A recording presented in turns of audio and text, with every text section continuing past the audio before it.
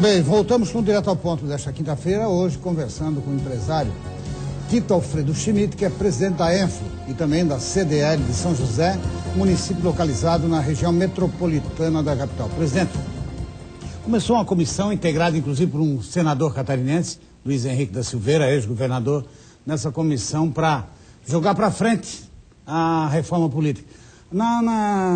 Qual a sua leitura, por exemplo, quais são as prioridades que tem que ter a reforma política para fazer uma eleição decente, o parlamentar comprometido, o prefeito comprometido, o governador comprometido, realmente, verdadeiramente com a sociedade? Vânio, é lamentável, né? Nós estamos falando, a cada início de governo, o Brasil tem discutido isso. E isso só pode ser feito no início de governo, que é no momento que o governo tem força e que ele pode, de uma certa forma, impor um trabalho dessa natureza. A gente vê que, com o tempo, isso acaba descambando e não acontece. Olha, seria fundamental, né? Nós podemos dar, nesse país, oportunidade para que qualquer pessoa possa ser um deputado, para qualquer cidadão possa ser um vereador, né? Aonde o poder econômico não predomine, que hoje é isso que acontece. Chega lá quem tem dinheiro. Quem não tem dinheiro não tem condições de chegar lá politicamente. E a classe política, ela, portanto, é a primeira que não tem interesse na mudança. Por quê? Porque eles são os primeiros a perderem com isso. Eles vão perder. É claro que eu não ponho todos os políticos no mesmo saco, não faria isso de maneira nenhuma. Nós temos muitos políticos bons nesse país, viu? E eles precisam ser apoiados. São essas as pessoas que nós temos que procurar para dar nosso apoio, nossa solidariedade e estarmos discutindo com eles. Porque a grande maioria a gente sabe que não quer. A grande maioria, ela quer que permaneça como está. Porque permanecendo dessa forma, eles também vão permanecer no poder por muitos e muitos anos. Você veja como é que nós vamos ter uma reforma política tendo Sarney como presidente do Senado. E presidente da comissão? É possível isso? Nós temos alguma luz no fim do túnel? Eu não vejo, né?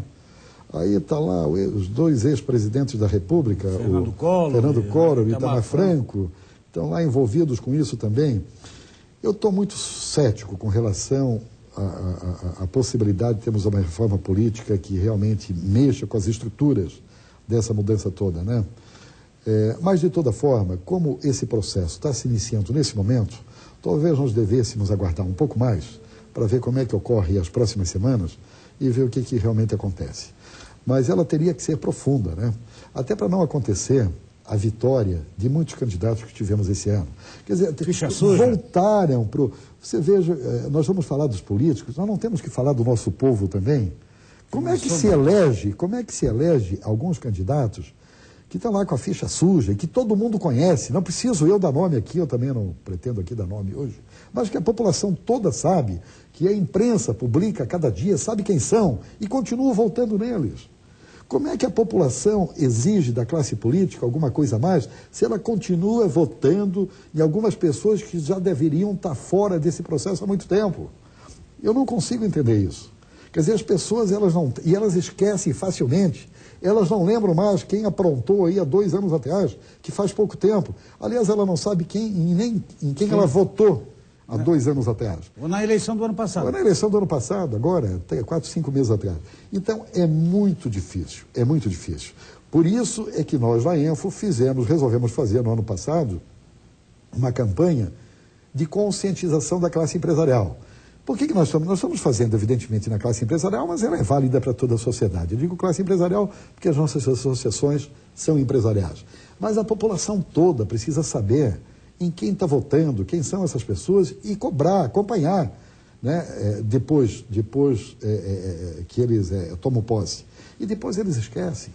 Eles esquecem porque eles representam outras regiões e vão buscar voto no estado inteiro, no território inteiro. Também. E aí, com essa reforma política, evidentemente que você tem solução para tudo isso. Né? Voto digital e tal, né? Então nós temos caminhos. E vamos acreditar como isso pode discorrer e acontecer aí nos próximos meses, né? Então vamos acompanhar isso mais de perto. Qual é a sua opinião, por exemplo, sobre reeleição? Olha, para governo, eu acho que deveríamos de passar para 5 anos, sem reeleição. Presidência da República da mesma forma. E quando muito para Senado e deputados estaduais e federais, e também vereadores, jamais além de 2 mandatos. Chega. Eterniza, né? Chega. 2 mandatos, cai fora. Cai fora. Ele pode voltar depois se ele passar uma temporada fora. Porque se ele passar uma temporada fora e retornar depois de 4 anos, que ele não teve mandato nenhum, aí ele começa a provar que ele é um pouquinho melhor. Agora, no máximo 2 mandatos para ele. Viu? E aí, então, eu acho que nós iríamos peneirando. As pessoas se perpetuam. Como é que pode você ter um deputado federal durante 5, 6 legislaturas? Como é que é possível ter um deputado estadual igual? Um vereador igual? Né? Não é possível isso. Não tem regime que sustente isso. Porque eles vão buscar resolver os problemas deles mesmo. Eles estão lá resolvendo o problema dele, do grupo dele, das pessoas, da família dele e das pessoas que o interessam. E estão esquecendo da população. Né? Então, e dá oportunidade para novos. Nós temos que dar sempre oportunidade para novos. Nas nossas associações é a mesma coisa. Você pode me perguntar agora, Tito, mas você parece que já foi presidente na sua associação? Fui, há 13 anos atrás. Depois eu retornei. Fiquei 2 anos, há 13 anos atrás, e retornei agora. Naquele momento eu poderia ter ficado mais 2 anos, não quis. Eu não quis porque eu achei que não deveria ficar. Vamos sair, vamos dar oportunidade para outros. Eu acho que era legítimo eu pleitear depois de 10, 12 anos novamente. E assim, e a política muito mais, então, muito mais. Né? Mas você vê, interessante que você vê pessoas cobrando isso, que estão aí também em cargos há muito tempo e tal, que deveriam estar mudando também da mesma forma, e não estão, né? Então nós temos que dar um bom exemplo. Não adianta nós ter um discurso aqui de uma forma e depois exigirmos dos políticos. Como vamos exigir dos políticos, né? Se a gente acaba tendo um discurso aqui que daqui a pouco coincide com aquilo que os políticos pensam também. Não podemos ter essa dupla face aí. Temos que dar o bom exemplo. Então, é isso. Eu quero crer que essa reforma, se nós fizermos isso, olha, seria uma maravilha, né? Porque daí não se criaria aqueles feudos dentro das prefeituras, dentro das secretarias, né? Aquele pessoal mandando sempre o mesmo grupo e a mesma coisa, e tira um e põe outro. Ali é uma missão, não é um emprego, né? Claro. Se transforma a missão num emprego. Claro. Olha, e se você teria que aproveitar o funcionalismo público... De carreira, né? De carreira. Não pode. Por que colocar políticos em cargos técnicos? Pode ser que tenhamos aí 2 ou 3 secretarias que sejam um pouco mais políticas, que você põe o político lá. Mas o mais, põe pessoas técnicas, viu? E exige desse pessoal. Apoie esse pessoal, viu? Que eles vão te dar um retorno maravilhoso. O que você vai valorizar essa classe? Agora, eu tenho visto aí colocar secretários aqui e acolá, que eles entram e não fazem absolutamente nada que não seja aquilo, e não sabem fazer, que não seja aquilo que o prefeito esteja dizendo a eles, olha, por aqui, faça isso, faça aquilo e tal. Não tem autonomia, não tem coisa nenhuma, você tem que dar autonomia às pessoas, cobrar deles depois. Se for dado o norte, para onde eles devem seguir, e não estão seguindo exatamente aquela linha, manda embora depois e tal, viu? Mas dê autonomia, e não se dá. O personalismo impera na nossa política. Eu fui eleito, eu sou o prefeito, quem manda sou eu. Meu Deus do céu, não é assim. Imperador. Imperador, não é assim. As coisas não funcionam dessa forma. Discuta com os seus munícipes, discuta com a população. E olha, ele teria uma administração muito mais leve. Seria muito mais leve o peso para carregar. Eu quero crer que, olha, as pessoas que se propõem a fazer política com seriedade, que eu acredito que tenha, nós temos muita gente, eu já disse há pouco, eles sofrem muito nesse país, viu, com a estrutura e o funcionamento, né, a cultura que nós temos e a forma de como essas coisas acontecem. Eles devem sofrer muito, viu, porque as pressões são muito grandes, quer dizer, todos nós conhecemos isso, sabemos como essas coisas funcionam. Agora nós temos que dar os primeiros passos e mudar. E está vindo por aí uma outra coisa que eu considero fundamental, Vânia, você já deve ter visto falar, é algo que vai transformar esse país, de baixo para cima. Chama-se Observatório Social. Eu acho que isso, aonde está, nos municípios que estão funcionando, e os prefeitos que tiveram a sensibilidade para aceitar esses observatórios em seus municípios, vocês já têm que aplaudi-los. Porque eles, prova-se só com isso, que eles já estão imbuídos dos melhores princípios. E eles são ajudados de uma forma gratuita pela sociedade organizada, no sentido de resolver problemas.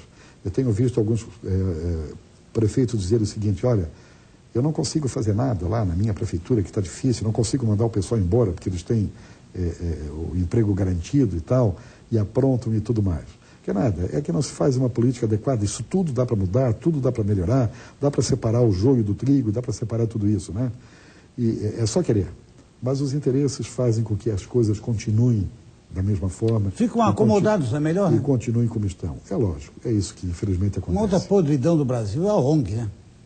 Essas ONGs aí. Ah, pois é. Viu agora envolvida com partido político, na última semana. Pois é. Quer dizer, não são todas, quer dizer, tem exceções, mas verdadeiramente é jogar dinheiro público no lixo. É outra coisa, né, Vânio, que a gente vem acompanhando já há muitos anos, era para ter sido criado a CPI. CPI das ONGs. Inclusive o governador atual, Raimundo Colombo, era senador e foi presidente. Pois é. Desistiu porque disseram para ele, ou entra no esquema, sabe? Ou entra no esquema político aqui para presidir a CPI, então não sai do papel. Desistiu. É um absurdo. Tantas outras CPIs também interromperam o seu processo pela mesma coisa, né? Aquilo que o governo que hoje está no poder sempre quis que acontecesse, que fizesse, e não faz, e a coisa continua, e não se apura, né? É uma coisa absurda, né? A gente tem dito, Vânio, que o país nosso, ele é tão grande, e tem um potencial tão grande... Que não quebra. Que não quebra. Nós somos superior ao governo que temos. O país é maior do que o governo que tem. Então, independente do governo que tem, e eu não quero falar aqui só desse governo, quero falar de todos os governos. Independente do governo que tem lá, as coisas acontecem, a classe empresarial trabalha, nós temos um pessoal, a nossa classe é trabalhadora, ela também é dedicada, também trabalha, as empresas não fazem nada sem eles, nós dependemos totalmente dos nossos empregados, dos nossos funcionários, e a somatória disso é que, na verdade, dá o grande salto desse país. E o que temos que aplaudir, talvez, é que as políticas seguidas ultimamente, elas têm dado certo, elas têm tido um certo continuismo, né, na área econômica, mesmo pelo governo do PT, e isso é muito favorável, isso é muito bom. Agora, o que se lamenta muito é que na área da corrupção não se apurou nada, né? Está tudo aí ainda para ser apurado, vamos ver o que acontece agora com os 40 que estão lá, que deve acontecer esse ano, talvez aconteça alguma coisa no Supremo, mas o Supremo está lá, tá com uma série de dificuldades que a gente vê, né? E parece que um engaveta aqui, outro segura ali, são todas as ações que dão entradas no Supremo a cada dia, a cada hora, a cada mês, viu? Para que dê uma segurada naquilo. O José Dirceu é inocentado porque expirou o prazo. É inocentado. Grande anjinho, José Dirceu. E é assim, infelizmente. Outro problemão também agora para a classe empresarial, que paga, né, enche o tesouro de dinheiro, é a reforma tributária, né? Outro calo também. Pois é. Justifica-se nós estarmos num país onde recolhemos aí quase 40% de impostos. E qual é o retorno? Qual é o retorno? Os países de primeiro mundo podem dizer, olha, nós temos aqui, não precisa tirar o seu carro de casa, que nós temos aqui mobilidade urbana, nós temos trens, temos metrôs, temos barcos, temos isso, temos aquilo. Temos escolas, temos segurança. Escolas, temos tudo, viu? Então, eu não me importo de pagar 40%, mas nós estamos pagando 40%. Para quem? Para onde está indo esse dinheiro? O que está sendo feito com ele?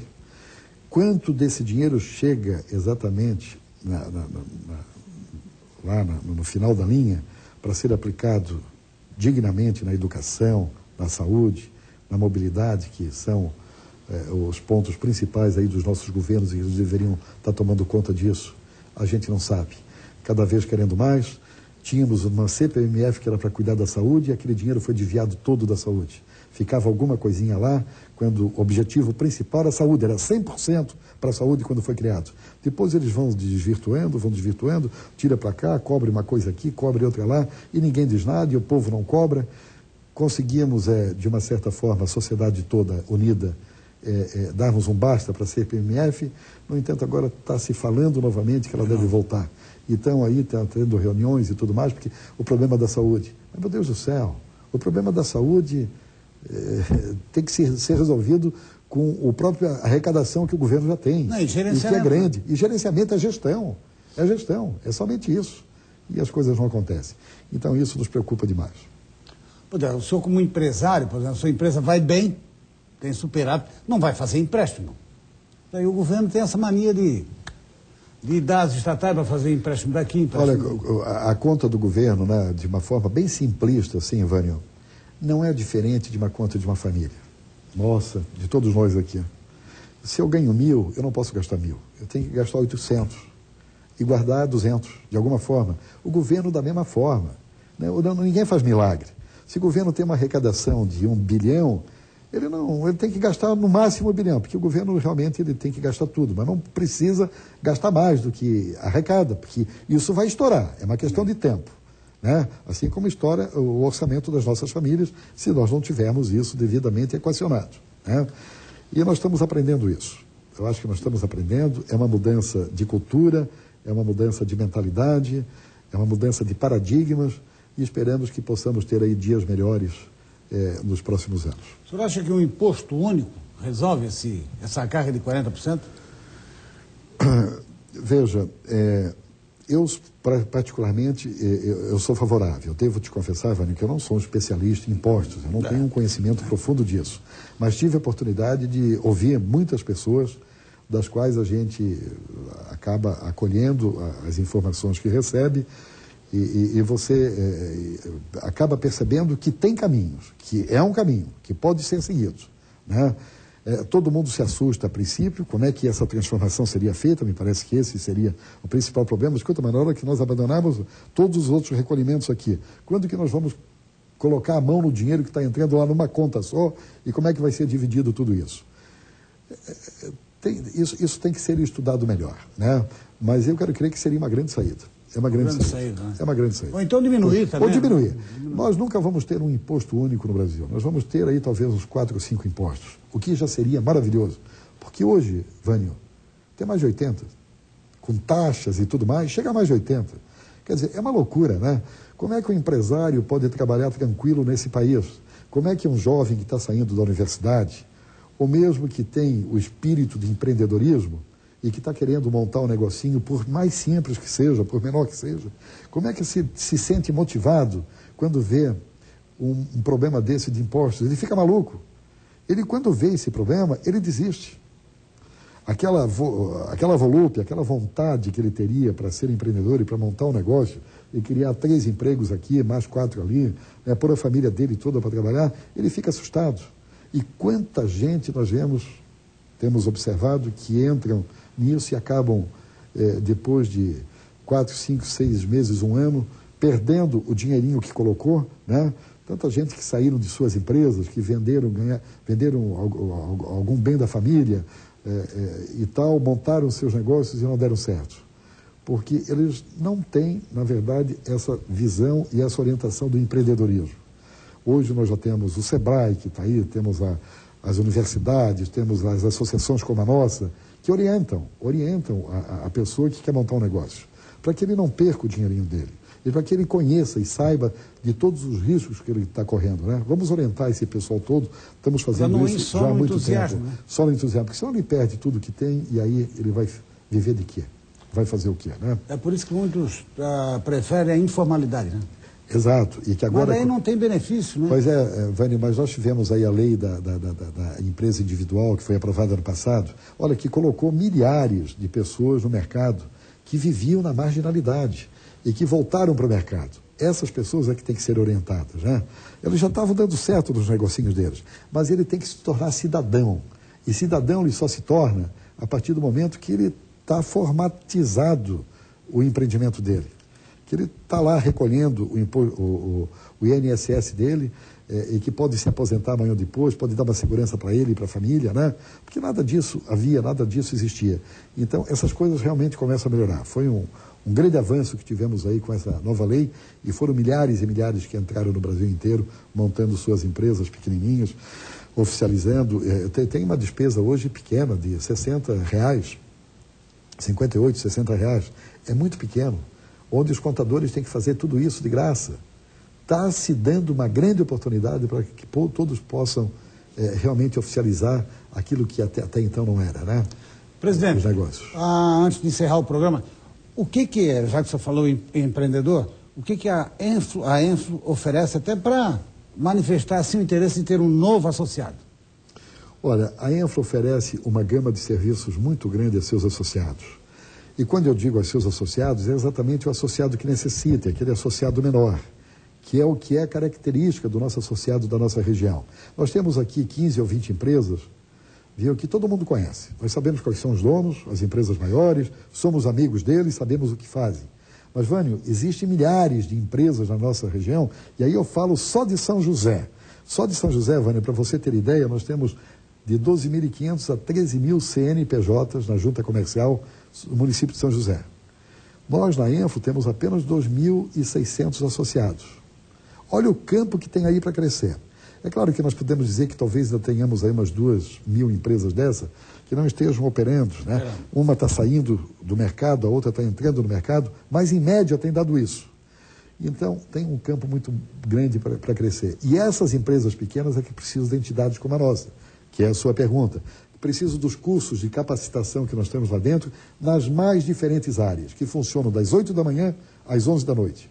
Nós temos lá 5, 6 salas que oferecem esses cursos com o pessoal do Sebrae, garantidos por eles em convênio com a Enflo, na área jurídica, aí viu, na área médica, na área odontológica, né? Na área de capacitação, como eu falei. E são aproximadamente 40 tipos de serviços diferentes. As empresas maiores que eu disse, elas já têm isso nas suas empresas. Quem não tem são os pequenos. Os pequenos é que necessitam, é que precisam. Os pequenos são nossos associados e os grandes são também. Os grandes querem estar associados à Enflo e à CDL apenas para ter os benefícios político e institucional. Quando fizemos as nossas campanhas, é muito importante que as empresas grandes estejam junto conosco. Mas quem precisa realmente do serviço são os pequenos. Bom, qual é o conselho que o senhor daria para alguém que está pensando, eu vou ser empreendedor? Vou ser empreendedor. Estude com profundidade, né? Abrace a causa acreditando que você possa realizar, viu? Não entre perdido na coisa, né? Busque associações, busque o Sebrae, né? Para dialogar com eles o que é o seu negócio. Perca lá umas 2 ou 3 sessões, e isso são dadas graciosamente, não se paga absolutamente nada. Aonde você vai, tira as suas dúvidas numa primeira entrevista, depois você volta novamente com tudo aquilo que você teve ali de informações e tal, você vai para casa, torna a pensar no seu negócio, volta novamente com aquela coisa um pouco mais ajustada e volta a terceira vez. Se assim mesmo você ainda achar que está tudo bem e com as informações todas que teve, leva o negócio em frente, que não tem o que perder, né? Eu vi algumas semanas atrás uma entrevista com o dono da Azul, essa empresa aérea, o americano lá. Olha, que coisa fabulosa, viu? Você ouvir um homem daquele, a forma de como ele se apresenta, a simplicidade dele, a forma de como ele faz negócios. Era um grande empresário nos Estados Unidos, tinha a empresa dele lá nos Estados Unidos, vendeu lá e ficou com 10% e veio para o Brasil montar o negócio dele. Você vendo o case desse homem, viu? Olha, não tem o que você não consegue fazer. Ele do nada chegar a ser dono de uma empresa de aviação. Hoje eu estive vendo essa semana, hein? É a empresa ganhando títulos entre as maiores do mundo, com maior rentabilidade. E ele está apenas 2 anos aqui no Brasil. 2 anos com a empresa dele. Aí ele fala sobre o potencial do Brasil e falando para a plateia toda, olha, vocês não são meus concorrentes se não quiserem, porque tem lugar para mais 5 ou 6 empresas de aviação. E não vão me perturbar em nada. Não vão me perturbar, muito bem, muito pelo contrário. Aí vocês vão dizer, mas eu não tenho dinheiro. Eu também não tinha. Eu também não tinha. E consegui, né? Então são exemplos dessa natureza que a gente deve estar sempre buscando aprender e acompanhar e verificar quando esses homens se posicionam por aí, porque são cases reais. Eles contam da vida deles, o que aconteceu com eles. E eles dão um exemplo de vida maravilhoso para todos nós. Tá bom. É isso. Presidente, falamos então com o empresário Tito Alfredo Schmidt, que é presidente da Enflo, também da CDL São José, aqui na Grande Florianópolis. E agradecemos também a você, telespectador, por mais essa participação. Voltamos na quinta-feira que vem. Boa noite, presidente. Obrigado. Eu que agradeço, Vale. Muito obrigado. Estamos à disposição sempre.